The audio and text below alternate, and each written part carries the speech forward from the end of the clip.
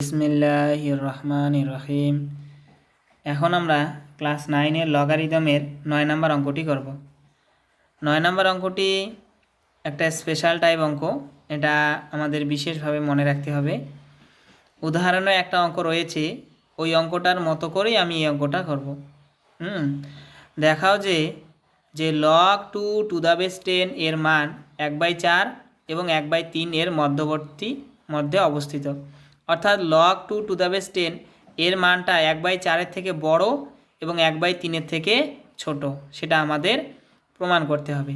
এর আগে আমরা উদাহরণের অঙ্কটা দেখে নেব, তারপরে এই অঙ্কটা করব। তো এই অঙ্কটা অনেক ইম্পর্টেন্ট। আর এই অধ্যায়ের 6-এর 1, 2, 7, 8-এর AB, 9 নাম্বার, 10-এর AB এবং 11 নাম্বার, এই কয়েকটা অঙ্ক কিন্তু খুবই ইম্পর্টেন্ট, তোমরা ভালো করে করবে। এবার 21 নাম্বার উদাহরণটি দেখো। হিসাব করে দেখাই যে log 3 টু দ্য বেস 10 এর মান 1/3 ও 1/2 এর মধ্যে অবস্থিত। তো বলি প্রথমে এই অঙ্কটা বলি, তারপরে আমি অনুশীলনের অঙ্কটা করে দেখাবো। হ্যাঁ, তো log 3 টু দ্য বেস 10 এর মান আমাদের বের করতে হবে। তো আমি প্রথমে এই মানটাকে x ধরে নিলাম। হ্যাঁ, তো লগারিদমের যে বেসিক সূত্র, সংজ্ঞা থেকে কি পাই, যে 10 to the power x equal to 3, বেসের পাওয়ার হচ্ছে ইকুয়াল টু 3, অর্থাৎ 10 to the power x equal to 3। এটা আমি পেলাম বেসিক সূত্র থেকে। এবার এই যে 1/3 এবং 1/2 আছে, এদের হর কত? 3 আর 2। এই হরগুলির আমাদের কি করতে হবে? লসাগু করতে হবে। তো 1/2 মানে 2 আর 3-এর লসাগু কত? 6। তো এই যে 6 যে আছে, আমি 6 পেলাম। তো আমাদের যে বেসিক ব্যাপারটা পেলাম 10 to the power x equal to 3, এর পাওয়ার আমি উভয় দিকে 6 করে দিলাম। হ্যাঁ, 10 টু দি পাওয়ার x এর পাওয়ার 6 আর 3-এর পাওয়ারও 6। 3-এর পাওয়ার 6 করলে আমাদের আসবে 729। এবার দেখো যে 10 টু দি পাওয়ার 6x, এটা গুণ করে দাও। এই যে x আছে আর 6 আছে, পাওয়ার তার উপর পাওয়ার। তো পাওয়ার আর পাওয়ার গুণ করলে কি হয়?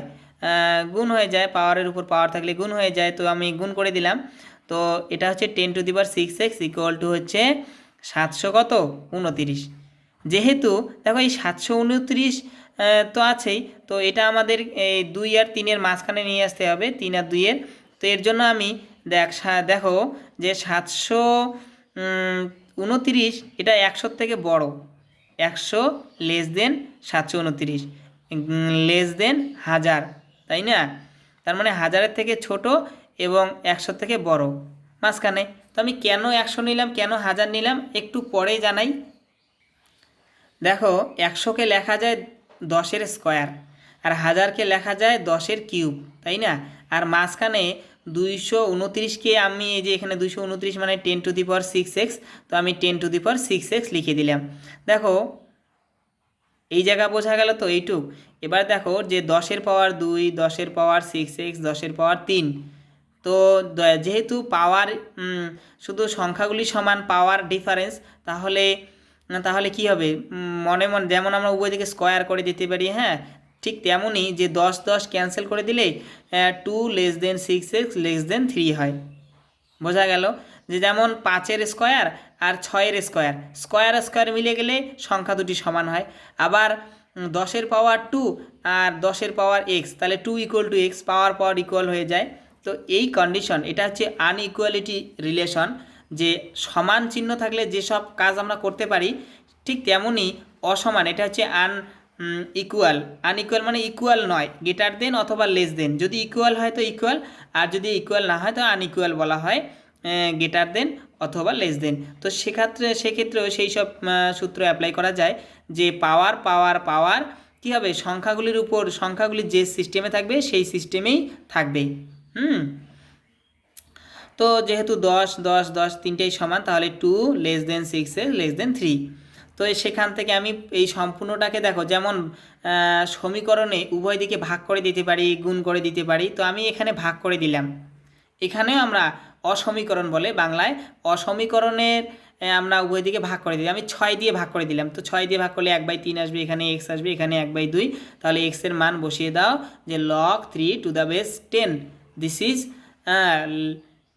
লেস দেন 1/3 গ্রেটার দেন 1 1/2 বোঝা গেল। তো এটা আমি এখান থেকে বুঝালাম। এবার আমি অঙ্কটা করে করে দেখাবো, হ্যাঁ, বইয়ে যেটা আছে সেটা আমি করে দেখাবো তোমাদের। এবার আমরা এই 11 নম্বর অঙ্কটি করব। তাহলে দেখো যে log 2 টু দ্য বেস 10 এর মান আমি ধরে নিলাম যে এর মানটা যেহেতু 1/4 এবং 1/3 মাঝখানে দেখাতে হবে, তো আমি এখানে এটাকে ধরে নিলাম x। log 2 to the base 10 equal to x আমি ধরে নিলাম। তো এখান থেকে আমি কি পাই বলো তো? এখান থেকে আমি পাবো 10 to the power x equal to হচ্ছে 2। দেখো এই 10-এর পাওয়ার x ইকুয়াল টু 2। তো আমি এটা পেলাম। এবার দেখো যে কাজটা আমাদের করতে হবে যে 1/4 ও 1/3 মাঝখানে দেখাইতে হবে, তাই না?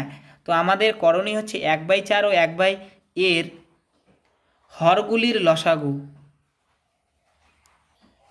এই যে 1/4 এবং 1/3 হরগুলি কত কত? একটা হচ্ছে 4, একটা হচ্ছে 3। তো 4 আর 3-এর লসাগু কত হয়? বার দেওয়াই যায় না, তাহলে 12 হয় লসাগু, তাই না? তো সুতরাং আমরা এই যে ব্যাপারটা নিয়ে আবার কাজ শুরু করব। 10 to the power x equal to 2 এর আমি উভয় দিকে 12 লিখতে পারি, এই দিকেও আমি 12 লিখতে পারি, পারি না? ফ্রম 1 এটাকে তোমরা 1 নং দিতে পারো, হ্যাঁ, 1 নং থেকে 1 নং থেকে ব্র্যাকেট এইভাবে লিখে দিতে পারো, হ্যাঁ। তো দেখো আমি এটাকে কি করে দিলাম, দেখো স্টেপগুলি দেখো, অঙ্ক কিন্তু ক্যালকুলেশন কিন্তু একদম সহজ, শুধু প্রবলেম হচ্ছে স্টেপগুলি মনে রাখা, কোন স্টেপের পরে কি করতে হবে সেটাই। তো 10 টু দি পাওয়ার দেখো 12, এখানে এক্স আছে, এখানে 12 আছে, তো 12x হবে। আর এটা হবে কত? এটা যখন তোমরা গুণ করে দেবে তো এটা হবে 2-এর পাওয়ার যেহেতু 12, তাহলে 2-এর পাওয়ার 6 হচ্ছে 64, 64 আর 64 গুণ করলে আমাদের আসবে 4096 এত আসবে, বোঝা গেল? এবার যেহেতু ভাষা লিখতে পারো, চিহ্নও দিতে পারো, যেহেতু যে 4096 এই সংখ্যাটা দেখো হাজারের, সরি 10,000-এর থেকে ছোট এবং 1,000-এর থেকে বড়, বোঝা গেল কি না? দেখো এই জায়গাটা ভালো করে দেখো, এখান থেকে নিয়ে এই পর্যন্ত জায়গাটা ভালো করে দেখো। কি বললাম? এই জায়গাটা কিন্তু হুট করে চলে আসলো। কিভাবে চলে আসলো, কেন চলে আসলো আমি একটু পরেই জানাবো তোমাদের। যে আমি 10 টু দি পাওয়ার 12x এর মান পেলাম আমি 4096। তো এই 4096টা 1,000-এর থেকে বড়, যেহেতু এটা 4,000, এটা 1,000, এটা হচ্ছে 10,000, 10,000-এর থেকে ছোট। তো এখানে আমি কেন 1,000 নিলাম, এখানে কেন 10,000 নিলাম, এখনই বুঝে যাবে তোমরা। তো দেখো 1,000-কে লেখা যায় 10-এর পাওয়ার 3, আর এই সংখ্যাটাকে লেখা যায় 10-এর পাওয়ার 12x, কারণ এই মানটাই তো এই মানটা, তাই না? তো এই 10,000-কে লেখা যায় 10 টু দি পাওয়ার 4। তো দেখো আমরা তো জানি যে ইকুয়ালিটি এবং আনইকুয়ালিটির ক্ষেত্রে কিছু কন্ডিশন একই রকমভাবে ব্যবহার করা যায়। সেটা হচ্ছে যদি 10-এর পাওয়ার সামথিং, 10-এর পাওয়ার সামথিং, 10-এর পাওয়ার সামথিং থাকে, তাদের মধ্যে যে রিলেশনটা হবে পাওয়ারগুলির মধ্যে রিলেশন তাই হবে, অর্থাৎ 3 less than 12x less than 4, বোঝা গেল? যে দেখো এখানে পাওয়ার, এই পাওয়ারের মধ্যে একই রিলেশন, এখানেও লেস দেন, এখানেও লেস দেন, তো এখানেও এই দুই জায়গায় লেস দেন। এবার নেক্সট লাইনে আমি কি করব, নেক্সট লাইনে আমি সম্পূর্ণটাকে 4 দিয়ে ভাগ করে দেব। তাহলে 3/12, সরি 12 দিয়ে ভাগ করে দেব। তাহলে 12x/12, 4/12, 12 দিয়ে ভাগ করে দিলাম। এটা করা যায়, যেমন সমীকরণের উভয় দিকে গুণ করা যায়, উভয় দিকে ভাগ করা যায়, ঠিক তেমনই অসমীকরণের ক্ষেত্র, এটাকে বাংলায় বলে অসমীকরণ, এই অসমীকরণের ক্ষেত্রে উভয় দিকে ভাগ করে দেওয়া যায়। তো প্রথমে এটা দেখো কি আসে, 1/4 আসবে, হ্যাঁ, কাটাকাটি করলে এখানে অনলি এক্স আসবে, এখানে আসবে অনলি 1/3, বোঝা গেল?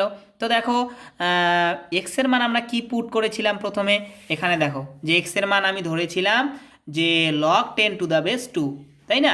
তো আমি এখানে log 10 টু দ্য বেস 2 বসিয়ে দেবো, 1/1/4 log 10 to the base 2, sorry log 2 to the base 10, হ্যাঁ, ইকুয়াল লেস দেন 1/3।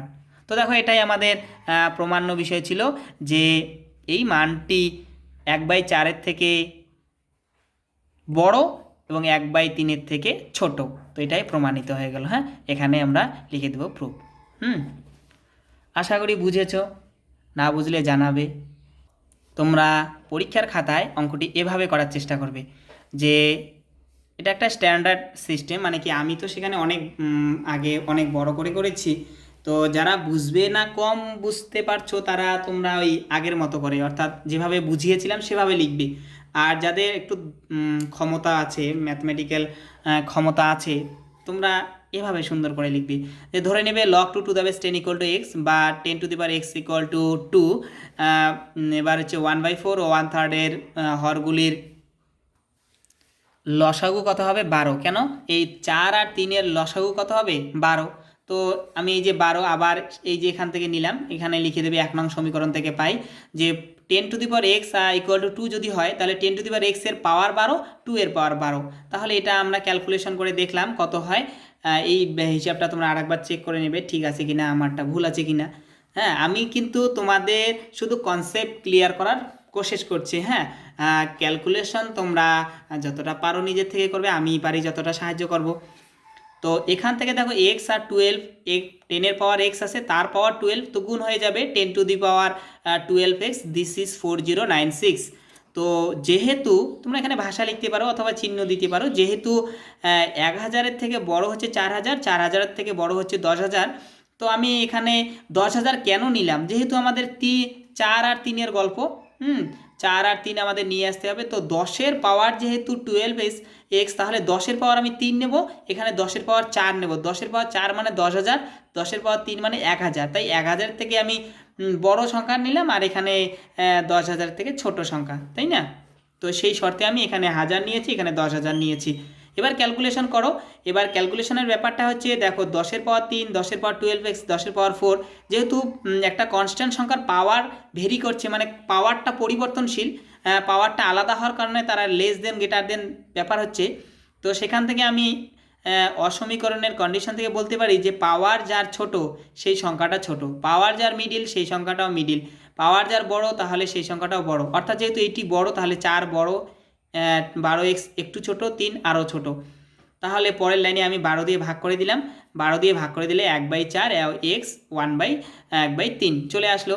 তাহলে 1/4 less than log 2 to the base 10 less than 1/3, মানে এটাই আমাদের প্রমাণ্য বিষয়। আশা করি বুঝেছ, না বুঝলে অবশ্যই কমেন্ট করে জানাবে।